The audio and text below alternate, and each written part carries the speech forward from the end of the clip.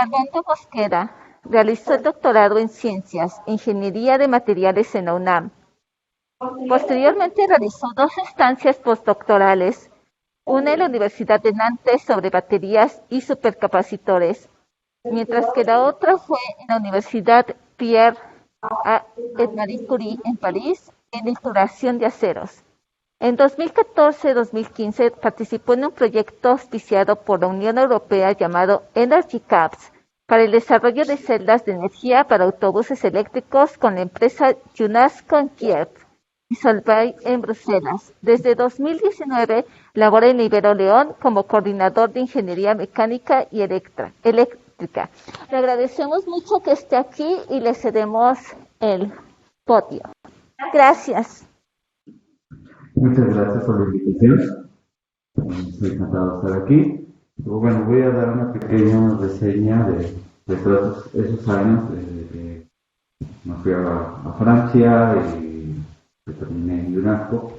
Mi visión de lo que es la parte tecnológica de lo que hay en dispositivos de almacenamiento de energía.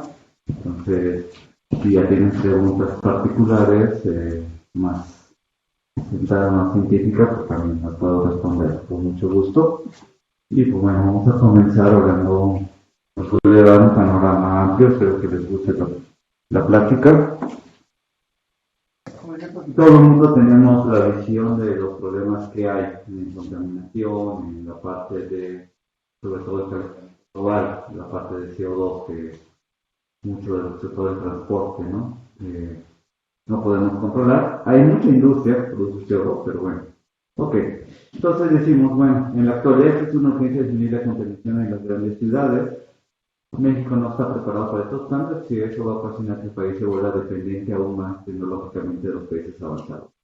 Creo que hay muy poca tecnología, todo lo importamos de algún lado, ¿no? Hasta China ya tiene una función avanzada de autobuses eléctricos. En China las ciudades que han hecho, como Shanghái ya es una ciudad kilométrica, ¿no? Son kilómetros. Y entonces, si todos tuvieran autos con producción de CO2, la ciudad realmente estaría en contingencia ambiental todo el tiempo, ¿no? Entonces, salir de esa contingencia ambiental los ha hecho irse hacia todo el transporte público sea eléctrico. Necesidad de ponerse al lejos de la tecnología, con el uso de baterías, de hidrógeno, energético, empresas que están introduciendo ya el hidrógeno como fuente de energía o usando bancos de baterías, ¿no? Como Tesla, que es la más famosa, podrá ayudar a resolver los problemas que hoy se plantean, ¿no? Hay otros problemas que no, regularmente, como les comento, creo que no se han visto. El tener parques solares, el tener parques de aerogeneradores, son fuentes de energía que son intermitentes, ¿no? Entonces necesitas almacenar la energía.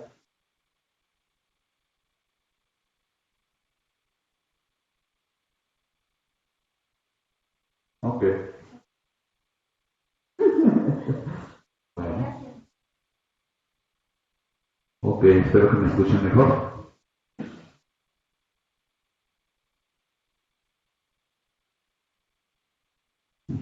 Ok, bueno, entonces, sí, entonces gestionar la energía, por ejemplo, decía yo, de energía renovable, lo que son los parques solares y lo que son los aerogeneradores, tenemos un grave problema de que regularmente tienen intermitencia, ¿no? No producen todo el tiempo y a todas horas, y entonces necesitamos almacenar para poder utilizar en el momento que nosotros deseamos, ¿sí? Entonces ese es uno de los principales problemas que tenemos. La producción de CO2. Probablemente tenemos la gran cantidad de producción de CO2 desde el transporte, el 30%, y la generación de energía eléctrica, el 32%, la industria, un 25%, y otras más.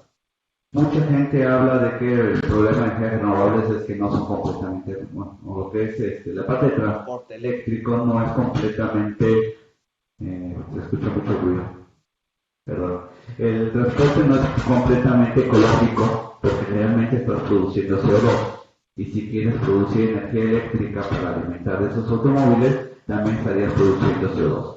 Pero tendríamos una gran ventaja de que si lo estamos produciendo en un lugar específico lo podemos controlar, ¿no? A diferencia de los automóviles, que se va al ambiente y no podemos controlar esa producción de CO2. Los sectores, obviamente en el transporte podemos tener gasolina, diésel, biodiesel, electricidad, hidrógeno. Probablemente lo que dicen lo que se decía hace algunos años Toyota era que principalmente para distancias cortas conviene el auto eléctrico, para distancias largas convendría utilizar el hidrógeno como fuente de energía. Entonces serían las dos funciones, ¿no? Tesla ya ha avanzado, ¿no? Probablemente lo que hace es ya tener las baterías pesan más que el propio auto, ¿no? Y entonces logran distancias muy, muy largas, ¿no? Entonces, pero principalmente esa es una de las funciones. Entonces, bueno, carreras como, entonces, más o menos la cantidad relativa de kilowatts por hora en electricidad que se consume en un auto eléctrico y si tuviera hidrógeno, ¿no? Y produciendo hidrógeno en ese punto. Otra de las cuestiones es que no solamente en el auto eléctrico es el producir energía para el motor, sino también tratar de recuperar la energía de frenos.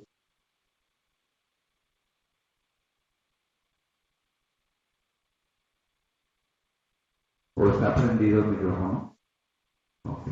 Bueno, pues si quieren, a ver, voy a cambiar el micrófono a ver si no se escucha este ruido.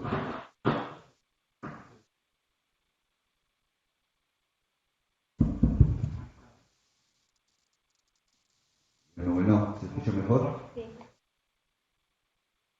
Sí, porque escucha demasiado ruido.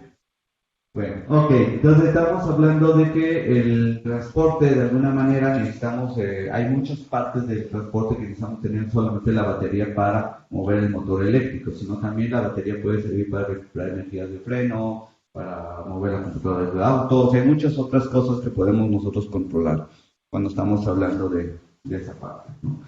Aviones ya hay algunos modelos donde se supone que en 1 o 2 años más salen, por ejemplo, ya utilizar hidrógeno como parte en lugar de hidrocina, en lugar de un combustible, utilizar hidrógeno como fuente de energía. Y se está hablando, de los Solvay en 2006 hizo un avión completamente eléctrico, ¿no? Que ya voló cuando menos 3 horas, entonces ya hizo un vuelo, entonces ya existen modelos, no están ahorita en el mercado, pero pronto yo creo que es una realidad que pronto los veremos.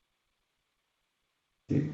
Entonces, por ejemplo, esta es una de las ideas, ¿no? Entonces tener como si fuera un tubo donde yo entro el hidrógeno y entonces tengo los electrodos de tal manera que yo puedo producir la energía eléctrica a lo largo, ¿no? del material y poder alimentar el avión.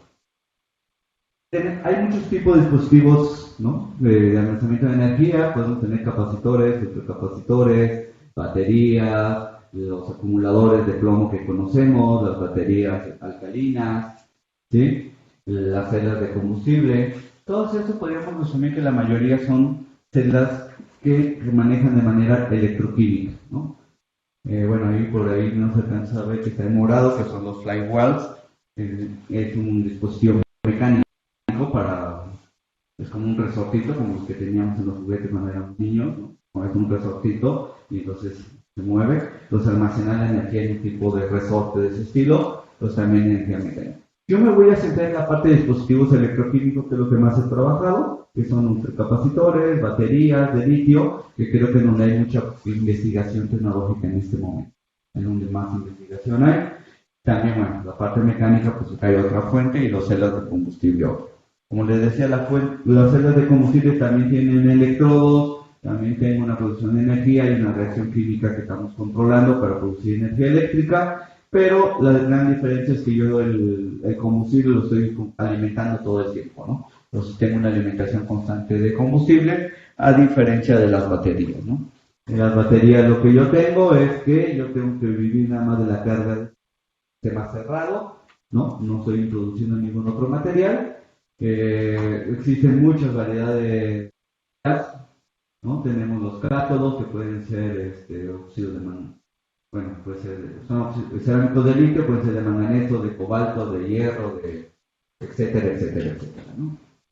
Y pues, en la parte del ano también hay de carbono, de silicio, de óxido de titanio. Entonces, cada una variación me da una cosa diferente y me da energías diferentes. Entonces, puedes tener aplicaciones diferentes, ¿no? Entonces, depende de la combinación que tú quieres realizar, de lo que estás haciendo, podemos obtener dependiendo de la aplicación que yo quisiera, ¿no?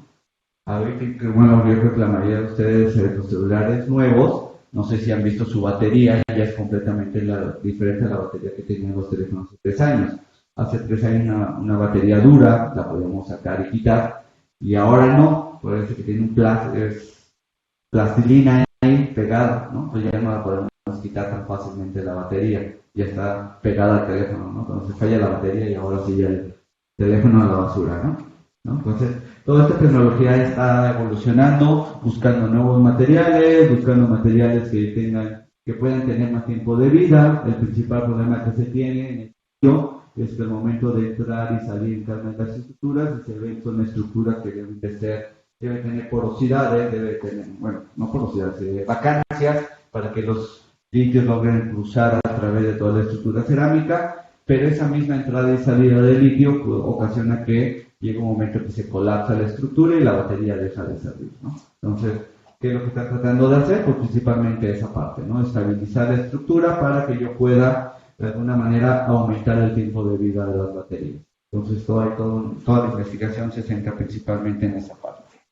¿Qué consiste más o menos una batería? Pues tengo dos electrodos separados por un electrolito, ¿no? Que ocurren reacciones químicas que liberan la energía eléctrica, del reactivo se acaba y la energía también, ¿no? Y pues bueno, tienen que ser reversibles, entonces las reacciones químicas tienen que ir en cualquier dirección. ¿Sí? Entonces tengo, ¿no? Por ejemplo aquí, entonces tengo el fosfato de hierro con el litio y entonces puedo obtener un fosfato de hierro litio, ¿no? Del otro lado, cuando lo cargo y cuando descargo, lo que estoy trabajando principalmente del ano, donde el litio yo lo introducí en el carbono y ahora voy a quitar el litio y producir energía eléctrica, ¿no? Entonces ahí tenemos algún modelo de lo que es una batería de litio. ¿Sí? ¿Qué necesito yo? Pues bueno, que las energías al circuito abierto, sean diferentes tanto del cátodo y del ánodo, y esa parte de diferencia es lo que me va a dar que yo tenga mayor energía o tenga mayor diferencia de voltaje entre uno y otro, ¿no? Y yo pueda producir. Eso me interesa tratar de aumentarlo porque la energía que puede tener una batería depende o está relacionado el voltaje al cuadrado sobre la energía de la batería. Mayor rango que yo pueda ampliar de voltaje, la diferencia entre el 1 y el ohm de mi batería, yo voy a obtener más energía, ¿no? Entonces lo que yo quiero es tener esa diferencia, ¿no? Entonces esa es la diferencia que yo necesito buscar para producir una batería que tenga mayor energía, ¿sí? Principal problema que tenemos es que cuando realmente si yo hago un ciclo de carga-descarga, yo tengo una histéresis. Me voy muy rápido. Aquí yo tengo una carga-descarga, ¿no? Entonces aquí va a formarse una histéresis, ¿no? Regresa la misma cantidad de energía. De la histéresis, pues, perdida. ¿En qué forma? Pues especialmente de calor, ¿no? Entonces es lo que hace que las computadoras, los celulares se lleguen a calentar, ¿no? Entonces esa histéresis, lo ideal es tratar de hacerlo lo más pequeño posible, ¿no? Y esa histéresis depende de esas reacciones, aunque son reversibles, siempre hay alguna parte que tenemos que no es completamente reversible, ¿no? Entonces, ¿qué es lo que yo necesito? Pues realmente esto lo puedo ver yo ya a nivel macro, por fuera, yo lo veo como una caída, ¿no? De voltaje, aquí de IR, de voltaje, ¿no? De intensidad de resistencia. Entonces yo lo que necesito es que esta caída sea la menor posible. Voy a ir un poquito más rápido. Sí, entonces bueno, más o menos lo que estamos viendo es que los litios entran en la red, dice la descarga de los litios entran en el espacio especial de la red y los electrodos dentro del metal de transición disminuyen la energía y estabiliza la fase. Pero cuando cargamos la energía se va hacia el otro lado, ¿no? Y entonces todos los fenómenos que pueden ocurrir en los cerámicos o en los electrodos es lo que me interesa, ¿no? Que lo que quiero, pues, principalmente tecnológicamente queremos baja resistencia en los contactos, equipos de ensamble, optimización de la propiedad del compósito. Seguramente las baterías, los supercapacitores tienen están formadas de partículas y entonces aquí debe haber un contacto, debo de garantizar el contacto eléctrico para que yo no tenga problemas de resistencia. En cada una de las fases tengo varias partes de la batería, entonces debo tener un excelente contacto eléctrico, debo evitar que se formen otras fases. Entonces toda la parte tecnológica que debemos de trabajar en una batería. Cuando yo estoy hablando de una batería, regularmente lo que yo veo es que tengo que hacer pruebas a diferentes, ver los ciclos de vida, ¿no? Ver probablemente en una velocidad el 1, entonces estoy cargando aquí a 1 hora, aquí estoy cargando ciclos por hora, y entonces estoy viendo cómo las diferentes velocidades y estoy viendo cuál es la capacidad que yo tengo. Si ustedes ven, no es lo mismo, dependiendo de la velocidad de carga, yo puedo tener una diferente capacidad, ¿no? Entonces, estas pérdidas dependen principalmente de la velocidad que entra el litio en los cerámicos, y entonces es muy importante conocer que realmente esté en contacto cada una de las partículas para que los electrones viajen, pero también que el litio pueda viajar. A esto se le conoce como percolación eléctrica. Entonces hay investigaciones tratando de encontrar cuál es la parte fundamental en el contacto de cada una de estas partículas, cómo le puedo hacer para poder unirlas. Se pueden modelar las baterías, ¿no? Principalmente son todas las ecuaciones que rigen una sola batería, ¿no? Entonces tengo reacciones desde que eléctrica del contacto del electrón que tiene que ir al colector de corriente, que tiene que pasar, ¿no? Tengo reacciones químicas donde tengo que, como el litio entra dentro del cerámico, que pasa a través de la membrana, ¿sí? Entonces todos estos modelos, uno hay que resolver la mano, ¿verdad? Entonces hay simuladores, principalmente el que más se utiliza a modo internacional es el COMSOL, donde yo puedo modelar esto y puedo encontrar todo lo que está sucediendo dentro de la batería, ¿no? Dependiendo de las estructuras que yo esté solicitando, ¿no? Entonces, principalmente, ¿cuáles son los riesgos en una batería? Les decía que la batería, seguramente en los primeros 5 ciclos, en los primeros 10 ciclos, tiene una gran pérdida de energía, poco a poco ya empieza a estabilizarse y al final empieza a tener una pérdida de energía, ¿no? Entonces, este es el principal problema, ¿no? Entonces, y si lo tuviéramos completamente cerrado, entonces puedo tener un incremento de temperatura que puede incrementar hasta 8 grados en los primeros 50 ciclos, ¿no? Entonces, ese es el principal problema de cargar y descargar muy rápido una batería, ¿no? Tenemos que darle tiempo a que el calor se vaya, ¿no? Entonces, sí, a veces hay cargadores que venden ya que son ultra rápidos, ¿no? Te va a cargar tu celular en 5 minutos y ya lo tienes cargado completamente. ¿Cuál es el riesgo? Pues de que yo esté produciendo demasiado calor a la hora de cargarlo, ¿no? Y eso puede dañar también mi sistema, ¿no? Entonces debo tener cuidado en ese sentido. Procesos de fabricación. Bueno, hay en el laboratorio podemos encontrar sistemas tipo de base precipitada, ¿no? Tipo botón o las swallow. Y en el modo comercial principalmente existen las de tipo bolsa, la pouch, las prismáticas y las cilíndricas, ¿no? Entonces, principalmente ahorita en el mercado, bueno, en el 2020 teníamos el 40% de formato prismático, el 35% de tipo bolsa y 10% de tipo cilíndrico, ¿no? Son las que están ahorita en el mercado. La de tipo base precipitada pues sería la de cualquier reacción electroquímica. Yo pongo mi celda, ¿no? Pongo mis 2 electrodos, lo pongo en un solvente y puedo medir qué es lo que está sucediendo. Esta es una propuesta ya modernizada de 2015 de sectores de Ganti, donde ya tiene exactamente lo mismo. Aquí tengo yo los electrodos y el líquido puede viajar de lado a lado y entonces puedo estar midiendo qué reacciones están sucediendo dentro de cada una de las fases, haciendo pruebas de espectroscopía, Raman, etcétera, etcétera, estar viendo qué es lo que sucede dentro y a cada uno de mis electrodos yo tengo, ¿no? Las de tipo botón, ¿no? Que son parecidas a las que tenían los relojes hace algunos años, ¿no? Es una pequeña batería de tipo botón. Entonces, ¿qué es lo que yo tengo? Pues tengo también mis electrodos, tengo mis colectores de corriente, pongo mis electrodos, un separador que va a ser la parte que me va a impedir que haya un contacto eléctrico entre las dos fases, y bueno, puedo colocar el solvente dentro de este mismo separador y entonces yo ya puedo hacer pruebas, ¿no?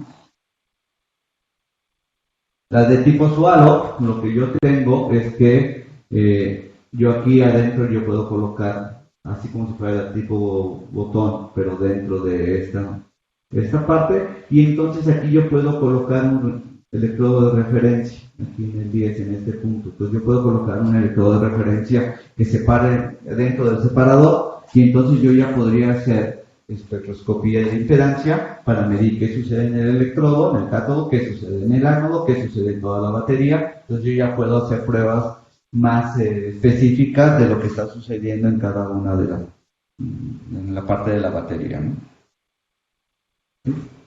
Estas son algunas de las que tipo pouch. Esta fue perdón.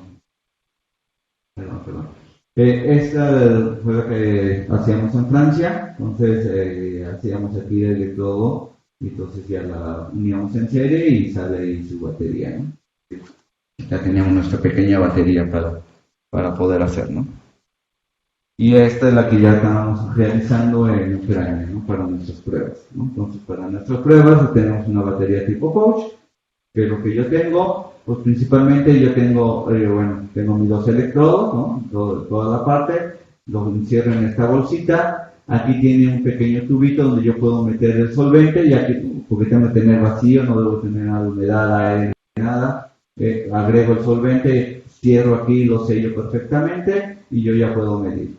Esta parte es el mismo colector de corriente que está a lo largo, entonces está en contacto con el carbón activado de un lado, con el grafito del otro, ¿no? El positivo y el negativo, ya lo tengo, ¿sí? Entonces este es y entonces yo puedo poner aquí un electrodo de referencia, puedo poner otro electrodo, entonces puedo hacer pruebas de qué es lo que sucede entre estos dos, qué sucede aquí entre estas dos partes, y puedo estar midiendo a nivel laboratorio qué es lo que sucede en cada una de las partes, ¿no?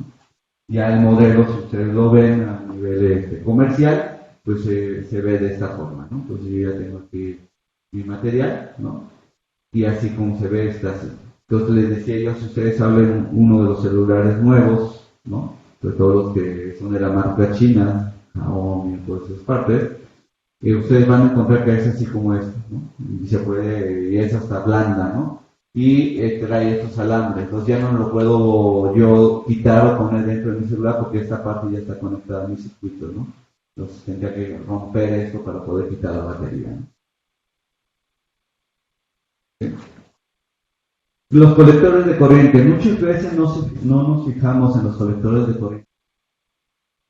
¿Qué necesito en el colector de corriente? Que yo tenga un excelente contacto entre el electrodo y el colector de corriente. Tiene que haber un contacto perfecto, ¿no? Entonces, ¿qué es lo que tiene que suceder?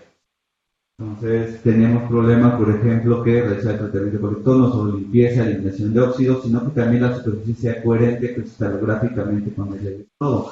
Entonces, debo tener una coherencia ahí para que no tenga yo esta parte que está aquí. La diferencia es un diagrama de impedancia. Si yo lo estoy viendo, aquí yo tengo una pequeña resistencia, no empieza en cero como a mí me gustaría, ¿no? Esa pequeña referencia que seguramente está especificada en la solución, también depende del contacto de colectores, ¿no? Entonces, por ejemplo, la patente que trabajábamos nosotros en UNASCO, esa patente lograba que esta reducción se reduciera más o menos 3 a 1/3, ¿no? Entonces, esa patente, el lograr por medio de spray, colocar carbono ya pegado, cristalográficamente coherente con el colector de corriente, y cuando pusiéramos en contacto con el electrodo lográramos esa coherencia cristalográfica, hacía reducir hasta 3 veces esa parte, ¿no? ¿Sí? Bueno, regularmente cuando yo estoy haciendo un electrodo, pues tengo varios materiales. Cerámico, por ejemplo, le ponen un poquito de grafito, ese grafito lo que hace son partículas mucho más pequeñas, hacer ese contacto entre cada una de las partículas. Tengo además el aglomerante que me va a pegar las partículas, que realmente es un orgánico y por lo tanto no conduce electricidad, entonces me da resistencia. Y entonces ese es principalmente lo que nosotros en todo el trabajo que hicimos para la Energy Caps, era esta parte de electrodo, entonces teníamos que trabajar, ¿no? Entonces un electrodo está formado por muchas partículas, ¿no? Entonces ahí vienen los principales problemas que se presentan a la hora de la manufactura de electrodos, ¿sí? Aglutinantes hay muchos, seguramente el más comercial, pues es el PVDF, ¿sí? Este es el que más se utiliza, pero tiene el problema de que utilizamos un solvente para poder disolverlo y al final tenemos que calentar al vacío para poder eliminar todo el solvente que haya, ¿no? Porque ese es un problema que no da resistencia. El problema del teflón es que su producción a escala es muy difícil ya en línea, ¿no? Y bueno, hay algunos nuevos, por ejemplo el alginato, que él solito es muy flexible y él solito se repara, ¿no? Si lo rompiste porque lo torciste, él solito se vuelve a reparar, ¿no? El aglomerante. Entonces esa parte, ¿no? Hay otros estudios, por ejemplo, lo que le llaman estos metales, ¿no? Hacer a partir de lograr estas estructuras, pero a lo largo de electrodos que midan 5 por 10, ¿no? O sea, que sean grandes y que tenga yo cristalográficamente ese orden para evitar esas incoherencias y evitar un poco el uso de aglomerante, disminuir toda esa parte, ¿no? Entonces, este es un grupo que está en la Universidad de Drexel en Estados Unidos, que trabaja haciendo ese tipo de carbonos. En la industria necesitamos una de las técnicas es la del Dr. Blake. Lo que hacemos es que ya hicimos ese DDF con todas las partículas, sale un líquido, lo colocamos aquí como si fuera una pequeña, como con espátula, ¿no? Lo pegamos aquí para que todo tenga, así se llama la técnica, Dr. Blake, para que tenga la misma espesor en toda la parte. Posteriormente tenemos que hacerle toda esta parte del vacío y finalmente tenemos que pasarlo aquí donde nosotros tenemos que aplicar presión, lograr otra vez la homogeneidad para que haya contacto en cada una de las partículas, ¿no? Entonces ese es más o menos el tipo de maquinaria, les decía. Estos son el laboratorio, ¿no? Como yo mido, son mis holders que sostienen mi celda para que yo pueda medir mis 4 electrodos y de ahí conectar mis cablecitos, ¿no? Pues ahí estoy conectando mis cablecitos. Regularmente el problema de las baterías de litio, pues necesitamos equipos muy avanzados, sobre todo si ya queremos medir una batería para un auto, pues necesitamos mucha energía, ¿no? Entonces necesitamos potenciostatos más o menos grandes que puedan medir más de 200 amperes, ¿no? Que me pueda dar esa corriente, ¿no? O sea, los equipos se tienen que hacer pruebas a nivel horno, ¿no? Ver a diferentes temperaturas, que es lo que estamos realizando, ¿no? Entonces, principalmente esa es la parte. Les voy a hablar un poquito de este litio-ion capacitor, que creo que es algo que mucha gente no los conoce. Entonces, el capacitor lo que hace es que, a diferencia del litio, yo no tengo intercalación de los átomos dentro de las estructuras. Yo lo que uso es lo que le llaman la doble capa. Yo lo que utilizo es que al momento que yo cargo, mi solvente se carga positivo y mi material se carga negativo, ¿no? Y esa acumulación, ordenamiento de los electrodos que tiene una capa positiva y una capa negativa se le llama doble capa. Y entonces el litio-ion capacitor trata de rescatar cuáles son las facilidades o las ventajas que tenemos con los capacitores y con lo que tenemos con la batería de litio. Estas son las que utilizamos en los autobuses eléctricos, ¿no?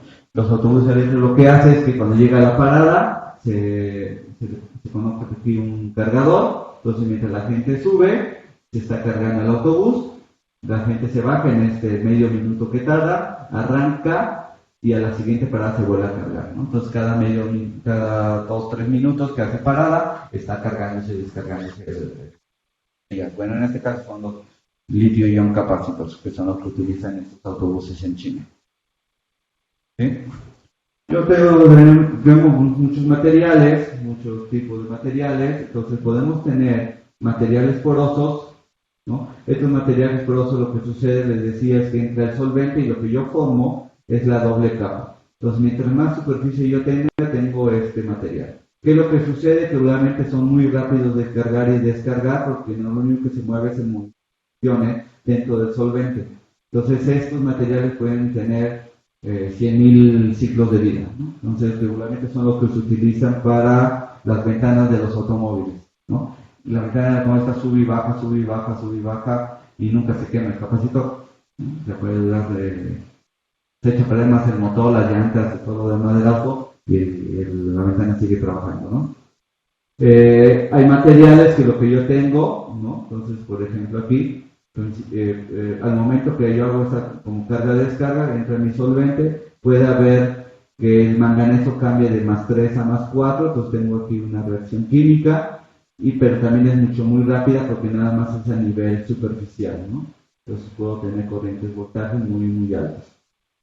Pero cuando yo tengo intercalación, obviamente el proceso ya es mucho más temperatura, puedo tener, si yo hiciera un ciclo voltagrama, puedo tener ese tipo de figuras, y obviamente en las baterías ya llego a tener esta parte, ¿no? Entonces, esta parte, estas caídas son de una batería. Entonces, lo que hicimos en el litio capacitor es tratar de unir las habilidades de la batería con las habilidades del capacitor. El problema del capacitor es que es muy rápido, pero puede guardar muy poca energía, y la del litio es muy lento, pero guarda mucha energía, ¿no? Modelos que ya se tienen, ¿no? Entonces lo que queremos hacer es una batería recargable, un supercapacitor, tratar de unirlos y unir en un nuevo material, ¿no? Entonces estos son los tipos de capacitores que existen. La de la primera generación era unir, entonces tenía puro carbono nada más, no tengo cerámico de litio, y el litio está aquí adentro, ¿no? El litio está aquí en el solvente nada más. En la segunda generación ya tenemos aquí manejamos dos tipos de materiales diferentes. Entonces tenemos grafito como en la batería de litio y tenemos el carbón activado, el carbón poroso en el otro, el electrodo. Y actualmente pues ya se utilizan algunos pequeños nanocerámicos de litio que se colocan aquí en los nanotubos para tratar de mejorar esa habilidad de mayor cantidad de litio y por lo tanto mayor energía que yo tengo en mi litio-ion capacitor. ¿Sí? Entonces le decía, los capacitores realmente lo podemos utilizar, lo podemos ver cualquier sistema de energía, potencia. Cuando yo necesito potencia, arrancar un motor, realmente siempre hay un capacitor, ¿sí? Pero realmente los capacitores que manejamos a nivel industria pues son de microfarados. Estos capacitores tienen faradios, 20, 30 faradios, ¿no? Entonces podrían arrancar el motor de un auto tranquilamente, ¿no? De 0 a 100 muy fácilmente, ¿no? Entonces hay muchos trabajos en tratar de ver, tener el capacitor y tener la batería al mismo tiempo y tratar de encontrar las mejores características. Cuando freno, cuando arranco, utilizar el capacitor. Cuando ya está a velocidad estable, utilizar la batería. Ya freno, entonces toda esa energía la guardo en el capacitor y luego poco a poco se la doy a la batería. Entonces, ¿por qué? Porque lo que quiero es que la batería no tenga tantas cargas-descargas. Porque en su tiempo de vida, el ciclo de vida, la batería se va echando a perder cada que lo cargo y descargo. Entonces utilizo el capacitor como esa parte de energía rápida que necesito para poder cargar, descargar, y se me va a durar mucho tiempo, y entonces a la batería le voy dando energía o le voy quitando energía más lentamente, ¿no? ¿Sí? Informaciones, nuevamente me dicen que si yo tengo la energía y la potencia, o si quiero mucha energía o quiero mucha potencia, pero que no puedo tener las dos, ¿no? Entonces eso es principalmente, debo de ver qué es lo que yo realmente necesito, ¿no? ¿Sí? Y entonces, ¿qué es lo que estamos haciendo, no? Lo que estamos haciendo es mejorar la rapidez, con relación a una batería, y mejorar la carga con relación a un supercapacitor. Entonces, y logramos, por ejemplo, 27 watts por hora por kilogramo, una potencia, 4 kilowatts por kilogramo de potencia, 95% de eficiencia, que es mucho más alto de lo que se tiene en una batería. Ese es el tipo de diagramas que se pueden obtener cuando yo tengo celdas con electrodos de referencia a la hora de investigar. Entonces, aquí lo que yo veo, estos picos son típicos de un supercapacitor, porque tengo la doble capa, nada más. Y en cambio, estos platos que le llamamos, baja es típica de una batería, ¿no? Entonces, rápidamente yo puedo necesito un poquito de energía, trabajo en esta parte, ya me estabilizo, trabajo en esta parte, ¿no? Entonces, el sistema trabaja en las dos ocasiones, ¿sí? Y entonces, pues bueno, se pueden medir diferentes circunstancias. ¿Cuánto me queda? ¿Todo bien? Bueno, entonces, ¿me dice la doctora? Bueno. Ok, entonces, quería darles un poquito el panorama y quiero también hablar un poquito de las técnicas que se deben utilizar para caracterizar ya sea una batería o un supercapacitor a nivel industrial. para que qué nos pide el proveedor, ¿no? O el cliente, qué necesita el cliente de saber de nuestras baterías, ¿no? Entonces, bueno, ok. Entonces, muchas de las cosas que se miden son caídas de resistencia, ¿no? Cargas, descargas, ¿no? Entonces, me está pidiendo es como regularmente las baterías de litio, esta caída de los primeros 5 o 6 ciclos es grande, ¿no? Entonces, muchas veces hace algunos años lo que nos pedían era que cuando lo tenía el celular, el primer día tenían que cargarlo completamente, ¿no? Y esperar a que se descargara para poder ya empezar en su ciclo, ¿no? Porque los primeros 5 ciclos la batería cambia completamente, ¿no? O sea, son críticos esos 5 primeros ciclos, ¿no? Ya las baterías actuales ya no necesitamos hacer tanto, porque ya antes se hacen, ya antes de que se las vendan ya las hicieron, ¿no? Entonces ya, para que las puedas utilizar, ¿no? Pero antes se les pedía y decía específicamente, tienes que cargarlo, ¿no? Porque si no daña la batería y no es responsabilidad de la fábrica, ¿sí? Entonces en un capacitor no tengo tanta, en un litio-ion capacitor no tengo tanta caída, pero sí hay una pequeña, sí hay un 10% aquí que se perdió, ¿no? Controlar esa parte, ¿no? ¿Sí? ¿Cuáles son todas las técnicas o los parámetros que nos están pidiendo en la industria para saber si mi batería, mi capacitor son buenos, ¿no? Entonces, tengo que realizar carga, descarga, corriente constante. O sea, tengo que medir qué pasa corriente constante, medir capacitancia, resistencia, cuántos ciclos de vida tengo. Hay un tipo de prueba de pulso para determinar resistencia. Probablemente ya los nuevos potenciómetros nos dan software, se nos pueden medir esa parte. Cargas, descargas a potencia constante, dibujar lo que le llaman me mide cuál es la diferencia, cómo cambia la potencia con respecto a la energía, pruebas hasta que voy incrementando la carga, ¿no? La potencia, hasta que el tiempo de descarga es menor a 5 segundos, ¿no? Entonces son diferentes pruebas a voltaje fijo, todas las baterías pierden, o sea, ustedes los conectan, cargan su batería y guardan el celular ahí unos meses, cuando lo quieran volver a utilizar ya se descargó la batería, hay una parte que ya se descarga. Entonces eso es natural, ¿no? Entonces también hay que decirle al cliente cuánto dura esto, ¿no? Cuánto dura tu descarga, aplicación continua de voltaje de trabajo a alta temperatura, ¿no? Pruebas de envejecimiento. Entonces también nos pide que comprobemos de que si pasa un poquito la temperatura, entonces que mi batería va a sobrevivir. Sobre todo, a lo mejor aquí en México no tenemos, bueno, tanto 30 y tantos grados, ¿verdad? Pero bueno, ya vamos aquí, digamos, a 40, pero vamos a México, estamos a 50. ¿Cómo afecta esos 50 grados centígrados en mi batería? ¿No? Que no va a trabajar lo mismo un Tesla en México, a lo que es León, a lo que es ¿no? Entonces también hay que tener cuidado en esa parte, ¿no? Pero en Europa, por ejemplo, tenemos también las menos temperaturas.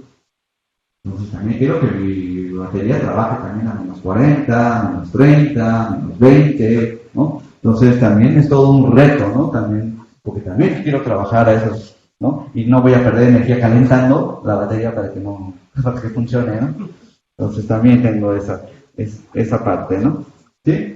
Entonces tengo que hacer pruebas, por ejemplo, medición de capacitancias. Entonces seguramente nos piden que lo que le llaman a 5C, que es una medición de velocidad de carga. Entonces yo voy a ver a cierta velocidad y quiero a punto 1 de la corriente máxima de carga, ¿no?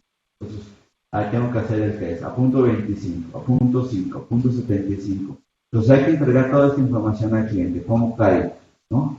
Si la caída a qué se debe, ¿no? En un segundo se perdió 20%, ¿no? ¿A qué temperatura? Entonces estas mediciones son las pruebas que nos piden, obviamente, en las normativas para poder, ¿no? Como yo mido la UR, le llamamos nosotros al de trabajo máximo, ¿no? La diferencia entre el ohmo y el humo. Entonces yo tengo mi voltaje, ¿no? Entonces yo necesito calcular a esta misma corriente, a diferentes, pues, 38, 40 veces la resistencia, cuál es la caída, ¿no? Y entonces yo voy a calcular la capacitancia entre estas dos cargas. A punto 9 de ese voltaje y entre punto 7 calcular cuál es la capacitancia del material, ¿no?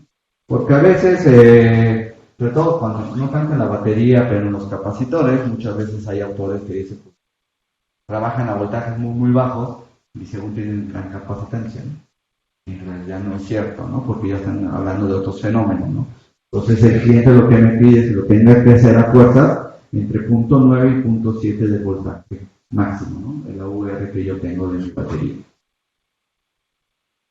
¿Sí? Pruebas a corriente constante, ¿no? Entonces, ¿qué es lo que me están pidiendo? Yo quiero saber cuál es mi corriente de carga y descarga para obtener una densidad, ¿no? Entonces, de aquí la potencia de 200-400, cuánto pesa mi batería, el voltaje, y entonces encontrar cuánto es mi corriente, ¿no?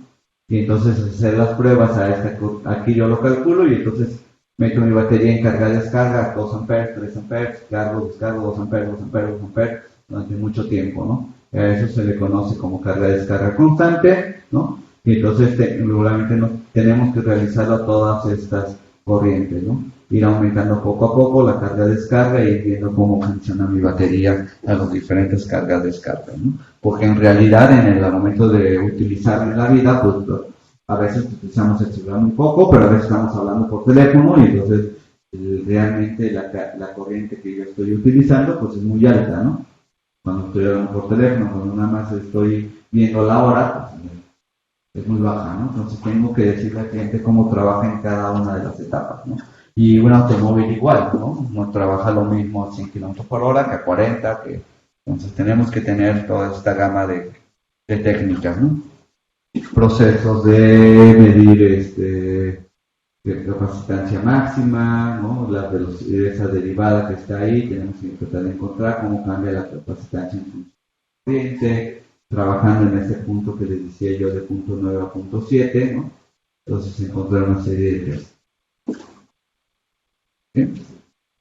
Entonces, por ejemplo, en capacitancia, ¿no? Entonces, por ejemplo, esta es la que nosotros logramos, ¿no? 1200 faradios de capacitancia, con una caída de resistencia de 0.15 miliohms y esa celda pesaba 0.12 kilogramos, ¿no? Entonces, toda esta información, aquí estoy comparando diferentes partes, ¿no? Diciéndome que la patente que logramos en Linux funcionaba.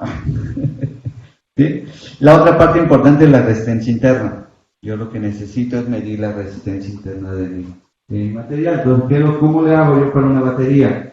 La voy a cargar y luego la voy a descargar y voy a ver esta parte. Entonces yo necesito un equipo que me dé los valores cada milisegundo para que yo pueda calcular esta caída. Pero tengo dos caídas, puedo medir esta caída 4 o esta caída que se llama U3, ¿no? Entonces esta caída de resistencia o esta caída de resistencia. Entonces esta se le conoce como la resistencia en serie, ¿no? La resistencia en serie de mi batería, ¿no? Cuánto es el voltaje entre la corriente, ¿no? Le digo. O puedo medir también esta y se le conoce como EDR, ¿no? ¿Cuál es la diferencia entre las dos? Pues principalmente la que ven en morado es la SR, la EDR, y la SR es la que está abajo, ¿no? Entonces, ¿qué es lo que está sucediendo? Que realmente el SR es independiente de la corriente que yo utilizo. Y en cambio el otro sí me dice cómo cambio dependiendo de qué corriente estoy utilizando. Si lo a baja corriente o lo cargué a mucha corriente, ¿no? Entonces me da explicación de lo que sucede dentro de mi batería o de mi capacitor. Entonces estoy midiendo, ¿no? Entonces seguramente eso es lo que hacemos y lo que vamos a medir es hacer un zoom en estas pequeñas partecitas para ver esa caída, ¿no? Y poder ver cuál es la caída de corriente, ¿no? ¿Sí? ¿No? Entonces estoy midiendo esa resistencia. Entonces lo que les decía, entonces para medir esa resistencia, probablemente ya muchos de los equipos tiene lo que le llaman el pulso, ¿no? Entonces lo que hacen es no llegar a la carga-descarga, sino nomás un pulso de corriente. Entonces estamos trabajando a una corriente estándar, sube un poquito arriba de su corriente, ¿no? Si era 2 amperes, sube a 2.01, 1.99 y va haciendo pulsos y va midiendo nada más esta resistencia y entonces nos calcula cuál es la resistencia, ¿no? De nuestra batería, ¿no? Entonces, procedimiento, vean los valores, ¿no? Entonces, dependiendo, bueno, para la E-tipo, entonces más o menos los valores si lo hago por pulsos, si lo hago por técnica de SR o lo hago con técnica de función, las variaciones que yo tengo de los valores. Entonces nos da valores diferentes, ¿no? Entonces, dependiendo de la caída de voltaje, entonces va a ser el valor que... técnicas a potencia constante, entonces necesito calcular cuál es la energía, entonces hago pruebas a varias potencias, 200, 400, 600, 800, veo la cantidad de energía que yo estoy produciendo y entonces puedo hacer el diagrama de Ragón, ¿no? Entonces, cómo funciona mi batería en función de esa parte. Entonces, estos son los diagramas de Ragón. Entonces, ni una sola batería, entonces estoy viendo a cierta energía como va a medida que mi potencia, yo estoy usando más potencia, entonces necesito más potencia, mi carga de energía, mi energía que me entrega es menor, ¿no? Entonces es ver cuál, tanto esta como tenía mayor pérdida, ¿no? Que esta es mucho más estable, ¿no? Entonces eso es lo que nos está diciendo los diagramas. ¿Sí? Hay que calcular la máxima energía que nosotros podemos guardar, la energía hábil que realmente tenemos, la que nos entrega la batería. Tenemos la máxima potencia que yo pueda tener, ¿no? Entonces son las diferentes técnicas que nos piden los proveedores o los clientes. Entonces aquí tenemos, por ejemplo, la de carga. Entonces yo me cargo, lo dejo 8 horas y veo, aquí le estoy poniendo corriente, aquí le subí, no sé, a 8 amperes, ¿no? Y aquí nada más le di 1.1 amper para que eso se mantenga constante y después ya no lo dejo, y entonces medir cuánto pierdo, ¿no? Cuánta energía estoy perdiendo, cuánto voltaje estoy perdiendo de mi material, ¿no? Sobre todo si afuera hay una aplicación donde yo me necesito todo el tiempo, ¿no? Con el auto, pues lo utilizo diario, no tengo problema. Pero no se puede utilizar para una grúa en un puerto, y entonces a lo mejor la grúa. Entonces sí es muy importante de cuánto perdió de energía en el tiempo que no trabaja. Saber cuánto está perdiendo. ¿Sí? Entonces esos test también son importantes. Ciclos de vida, entonces tratar de mantenerlos. Hay que hacerlo a 25 grados centígrados, hacer todas las pruebas, medir los ciclos de vida, que esa es una parte que luego, cuando uno ve los artículos científicos, nunca dicen a qué temperatura, ¿no? Nunca la controlaron, nunca sabemos si hizo su test de medición de capacitancia a 20, a 30, ¿no? Obviamente lo que nos pide ya la norma es que sea 25 grados centígrados para medir todos estos test. Entonces, ahí nos incluye. También podemos hacer test aquí, bueno, el test del último que daba yo de vida, lo hicimos a 60 grados centígrados, ¿no? Entonces, ver qué es lo que está sucediendo en mi material, ¿no? Entonces, ver lo que es la capacitancia, cómo fue cayendo y cómo la resistencia de mi batería, la resistencia aérea fue aumentando, ¿no? Sí. Entonces, ver cómo son las cargas de descarga, ¿no? Los ciclos de vida, cómo van cambiando, ¿no? Entonces, hay toda una normativa de cómo tenemos que hacer las pruebas con respecto a los diferentes tiempos, diferentes temperaturas, para poder entregar, ¿no? Material, ¿no? Hacer ese tipo de gráficas, poder conocer cómo se comportan esos materiales, las pruebas que llaman de aging, de envejecimiento, ¿no? Entonces, ¿cómo las voy a hacer? Entonces, lo que se hace allí es que si no me voy a esperar, por ejemplo, le decía yo que el capacitor dura 10.000 ciclos, esperar 10.000 ciclos para saber si está bien mi material o no. Entonces lo que hacemos es pasar las condiciones extremas a mi dispositivo para poder trabajar y entonces comprobar rápidamente, con pruebas rápidas y saber si funciona o no funciona. Tomamos un lote de mi batería, lo que va a hacer el cliente es tomar 5, ¿no? Hacer pruebas de allí y entonces ver si ya se echó a perder, ¿verdad?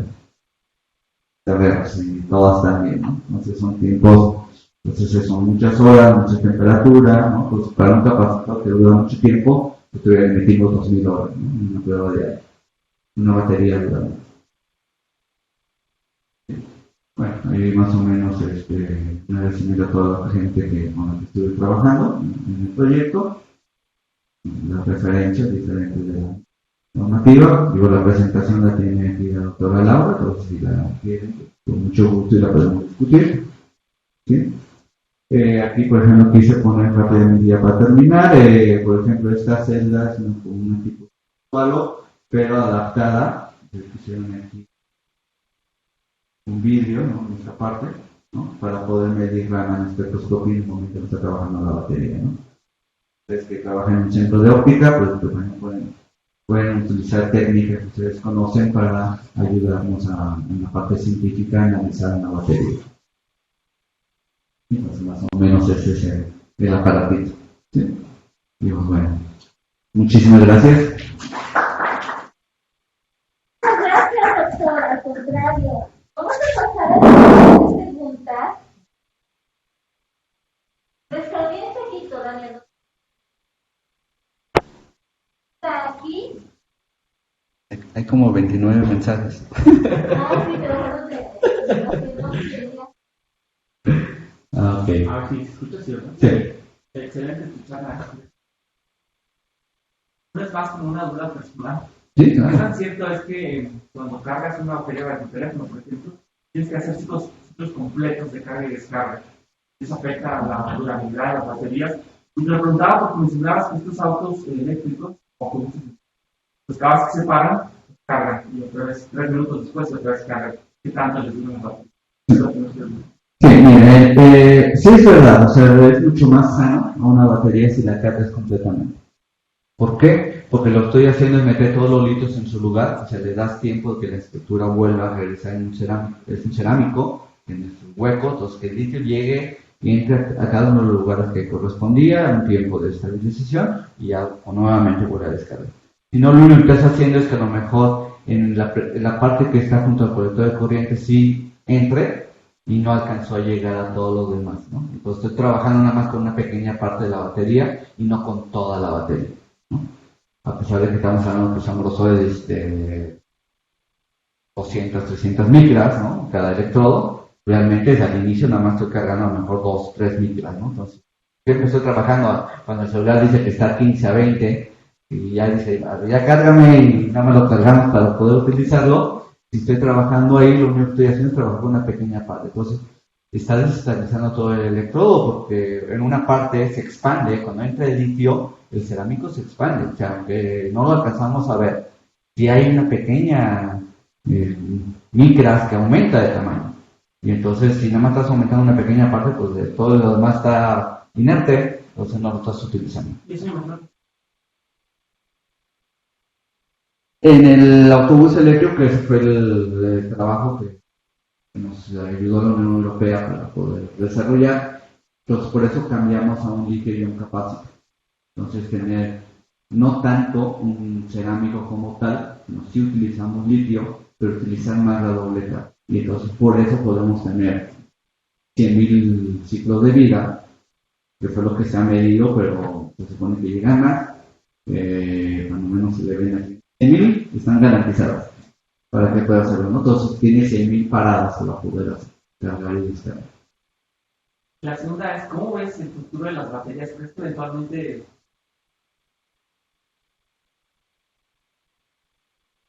Yo creo que sí, yo creo que la larga sí lo vamos a lograr. Yo creo que sí, ¿no? Aquí en México, cuando yo regresé de Francia, nadie hacía batería, ¿no? Creo que no más un pequeño grupo de investigación, y nadie le interesaba la batería. Entonces, cuando yo regresé de Francia, iba y decía, yo sé hacer eso, y me decían, bueno, felicidades, ¿no? Cuando ya regresé de Ucrania, ya había un boom diferente. Entonces, investigación, pero también a Cicata del área de 40 millones, a Vamos a posar, o sea, va repartido, ¿no? Y en plantas ya hay 4 plantas de baterías de litio en México.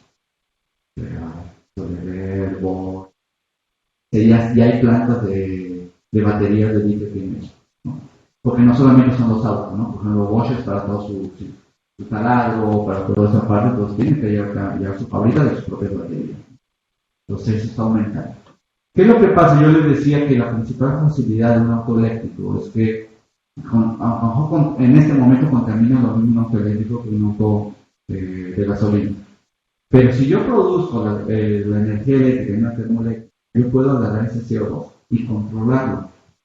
Ya hay formas de controlarlo, hay técnicas, ¿no? De encaloramiento, ¿no? Le llaman secuestro. Le llaman al CO2 y lo secuestran y lo ponen donde no haga daño, ¿no? Y ahí lo tienen, ¿no? Entonces, en minas vacías, en pozos petroleros vacíos, o sea, hay varias partes donde se puede colocar, ¿no? Y entonces ya se guarda, ese CO2 ya se guarda para que no se genere ambiente. Eso lo puedo hacer si yo no estoy produciendo mucho eléctrica, pero si la produzco, la energía, donde sea, pues es imposible, ¿no? O sea, la Ciudad de México siempre tiene problemas de contaminación. China, o sea, llegó hace 20 años, era, o sea, veía las imágenes de las grandes ciudades y era gris el cielo, ¿no? O sea, y ahorita sigue creciendo sus ciudades y ya cada vez el ambiente ya es mucho mejor, ¿no? Entonces yo creo que ese es el futuro. ¿Alguien más? Tenemos hecho dos preguntas en la audiencia virtual y luego hacer. Sí, claro. Entonces, primero le dice, muchas gracias por la interesante presentación. Un comentario y dos preguntas. El mes pasado se incendiaron en el país dos autobuses que al parecer, como medida precautoria, se desligaron temporalmente todos los autobuses. Pregunta 1. ¿Qué factores conflictos tiene la operación de una batería eléctrica para que un incendio o una explosión? Pregunta 2. La toxicidad de los gases que se desprenden durante el incendio de una batería eléctrica representa un riesgo importante para la salud de quienes van a inhalar. Muchas gracias.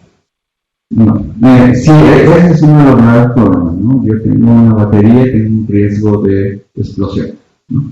Es tanto así la norma que yo no puedo vivir, o sea, las baterías de litio que se fabrican en un país no pueden mandarse en avión. O sea, está prohibido mandar paquetes de baterías en avión. Entonces tienen que ser en barco, no pueden ser en avión, ¿no? Entonces, así está la normativa, ¿no? Decía, ¿qué pasa con estos litio capacitors? Estos es muy difícil que se incendien. Yo puedo agarrar, está cargado, yo puedo agarrar una que le llaman agarrar un clavo y agujerar así, pues pasar el ion capacitor y no se incendia. Y la batería sí, traten de hacer eso y se incendia. ¿Sí? Entonces, ¿qué es lo que está sucediendo? ¿No? Entonces, sí hay un gran riesgo. Al momento si entra en contacto el electrodo positivo con el negativo, en contacto eléctrico, se va a incendiar. Entonces, el separador tiene que estar muy bien. Problemas que se han ido corrigiendo poco a poco es que cuando el litio pasa de la parte del cerámico a la parte del ánodo, el litio se empezaba a formar metálico y entonces lo que sucede es que se forman como. Entonces estas agujas agujeran el separador. Entonces es uno de los principales problemas. Ya todas las técnicas ahora es tratar de impedir que se formen esas dendritas, ¿no? Entonces se utiliza silicio, se utilizan algunos inhibidores, entonces le metes más cosas para tratar de evitar. Otra es que, no sé si alguno de ustedes se lee. Entonces el problema está, que es uno de los problemas de solventes, cuando yo utilizo solventes, si hay un poco de agua, si se mete un poquito de agua, lo que va adentro de la batería tengo flúor, entonces se va a formar ácido clorhídrico. ¿Por qué? Porque el PDBDF tiene flúor, aunque está ligado al compuesto orgánico, a la cadena, si esos flúors llegan a detectar agua, se pueden empezar a salir y entonces o tengo un gas, pues cada que cargo o descargo lo que yo tengo es una producción de gas dentro de la batería y eso es así. Entonces sí por eso es importante cumplir toda esa normativa para tratar de impedir que llegue a suceder algo de eso. Tenemos que tratar de impedirlo, pero sí es un pequeño problema, ¿no?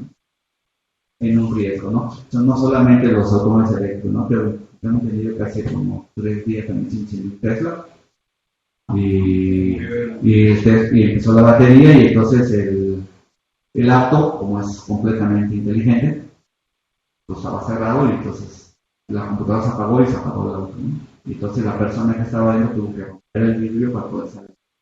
Porque no hay forma mecánica de salir, ¿no? Y ahora es tan inteligente que lo hace todo, ¿no? Entonces tuvo que escapar de esa manera, ¿no? Que no había forma de salir, ¿no? Entonces, sí es un riesgo que todavía existe y que todavía tenemos que brincar, ¿no? Esa parte tecnológica, pero como está creciendo la tecnología, yo realmente, o sea, en 5 años es un avance. O sea, lo que hay ahorita no lo imaginaba yo hace 3 años. Es increíble, ¿no? La otra pregunta es, ¿qué espera de las nuevas tecnologías basadas en sodio? ¿Cuáles son las alternativas? Hay mucha investigación sobre sodio. La gran ventaja es que hay mucho sodio respecto al litio, ¿no? Hay mucho sodio. El litio tiene muchos problemas en Latinoamérica, ¿no? Tiene ya una normativa que las minas son de México, no sé, o no sé qué más dice la normativa, aparte de eso, pero bueno, sí.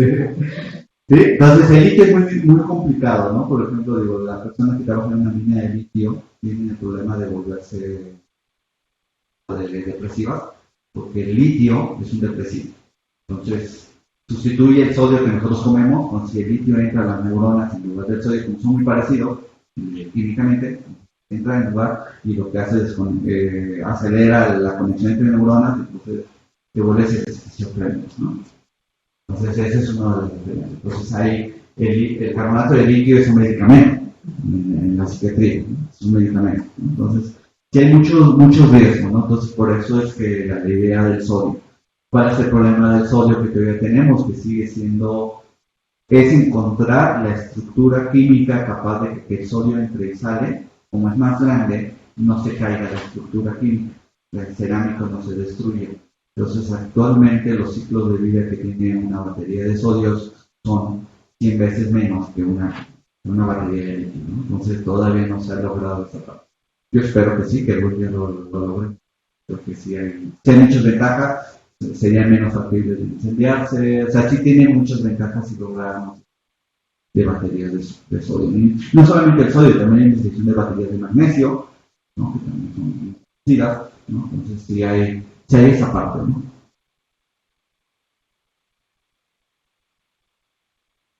Sí, Fabián.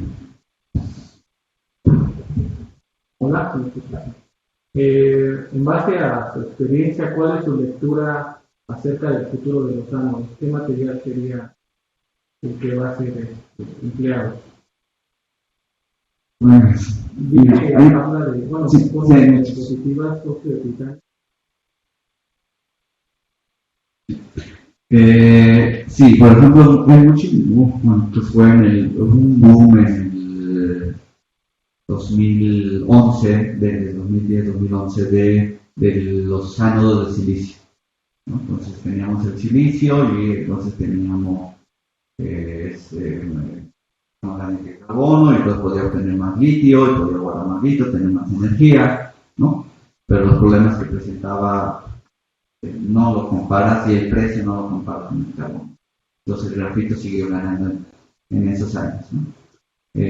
Actualmente la parte de utilizar nanotubos con cerámicos en esta parte, el problema sigue siendo la parte cara en ese sentido, ¿no?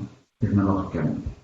¿Cuál es lo que yo les veo más futuro? Son las que le presentaba que se llaman MX, porque yo puedo, ya el crecimiento de mi electrodo, pues yo podría crecer en mi colector en lugar de nada más pintarlo, ya. O sea, preparar el electrodo aparte, después pintarlo sobre mi colector de corriente, sino crecerlo en mi colector de corriente.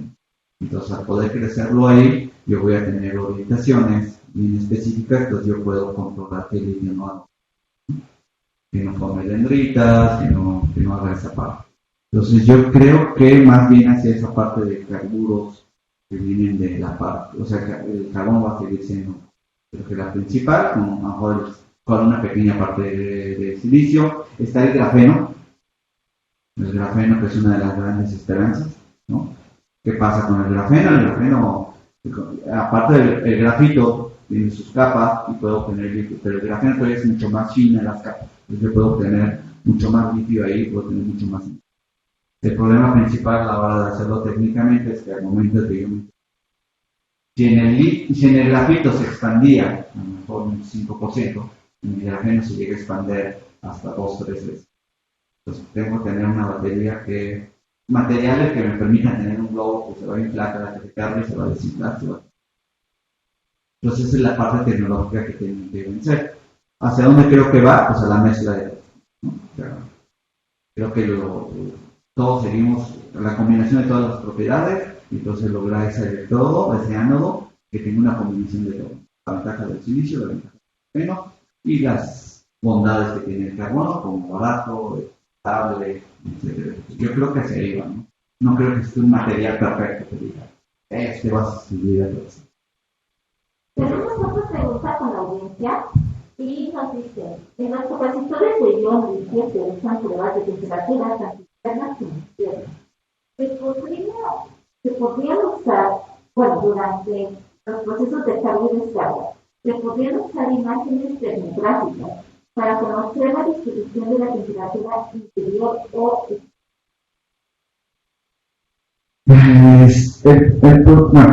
sí se podrían utilizar. Realmente lo que uno trata de hacer es, quiero yo ver la diferencia que hay entre cómo está calentándose el electrodo, el ánodo, en cada una de las partes de la batería, las cuales son muy finas, son menos de 100 micros, ¿no? Entonces, regularmente lo que se hace más bien son otras técnicas de conectar a cada una de las capas por dentro, conectar algún sensor de temperatura para poder ir midiendo al mismo tiempo que yo estoy cargando cómo va variando la temperatura de uno de los dos, ¿no? Entonces, dentro de las celdas que tenemos es poner dentro de la misma celda diferentes sensores de temperatura para poder medir. Entonces, no se hace la imagen termográfica, aquí lo que necesitaríamos ver de alguna manera cómo separo esas capas a la distancia tan pequeña, ¿no? Para poder que me diera una imagen real, ¿no?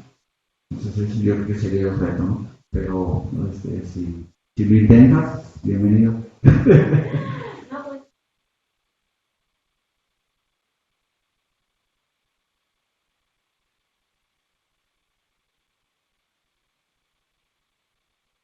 Sí, push, no sería tipo push. Recuadro el botón y nosotros hacemos